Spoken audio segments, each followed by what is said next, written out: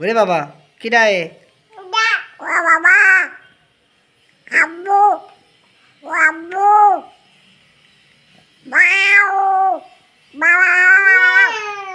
ওরে বাবা নিজে আমার বিড়াল বানায় ফেলালো। বন্ধুরা এই যে আমার বাবুটিকে দেখতেছেন, এই বাবুটি ওরে বাবা বিড়াল কি ডাকা ডাকলো, আমি একবার ডাকলাম আর তুমি কতবার ডাকতেছো বাবা। এই বাবুটি ছোটবেলায় প্রচন্ড কান্নাকাটি করতো। ওই যে খেলা করতেছে বাবু। তো ভাবি আমার এই বাবুর কি সমস্যা ছিল ছোটবেলা একটু বলুন। প্রচুর কান্নাকাটি করতো, ঘুমাইতো না আর 24 ঘন্টা কান্নাকাটি করতো।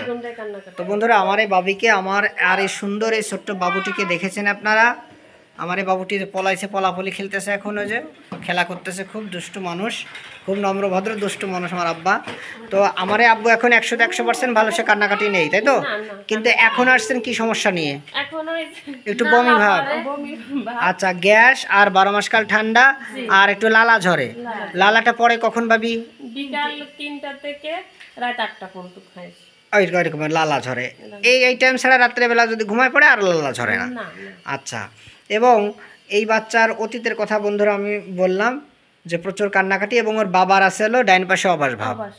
আরে আমার বাবু বলছেন ও বাবু কি খেতে পছন্দ করে বেশি? সরিষার তেল। সরিষার তেল একবার খেয়ে ফেলায় দেয়।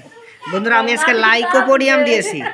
লাইকোপোডিয়াম কেন দিয়েছি? এই বাবুটা সরিষার তেল বেশি পছন্দ করে, আর হলো মিষ্টি এবং নুডলস, কলা এবং রুটি বেশি পছন্দ করে।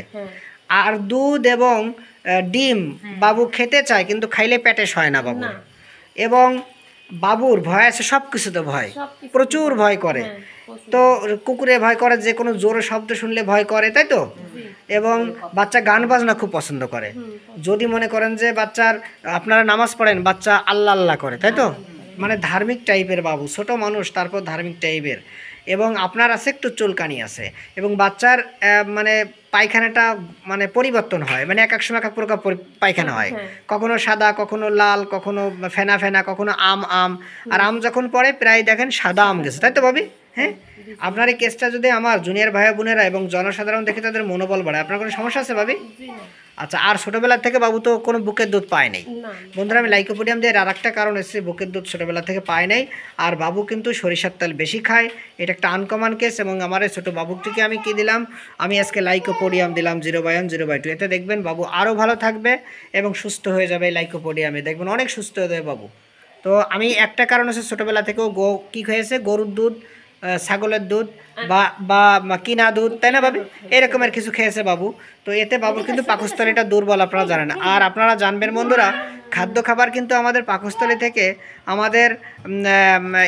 আমাদের নাড়ি পথে বা দেখা আমাদের পেটের ভিতর যে স্মল টেস্টাইন আছে এবং বিগ টেস্টাইন আছে, মানে নাড়ির ভিতর দিয়ে খাবারগুলো আমাদের মলদ্রজতে বের হয়।